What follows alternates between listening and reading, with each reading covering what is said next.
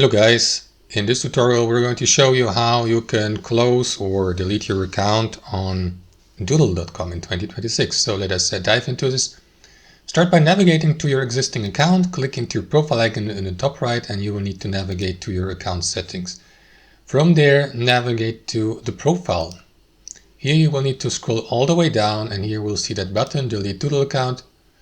And then guys, to confirm that, click into this button. Now I'd like to keep my account, so I'm not going to click into this, but let me explain what would happen afterwards. You would then receive a one-time verification code to the associated email address so that you may confirm your request and also your identity.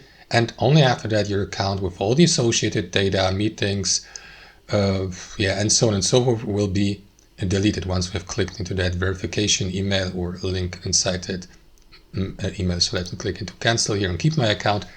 That's how I do it, guys. Thanks for watching. Hope you enjoyed it, got some value from it, and I'm gonna catch you later.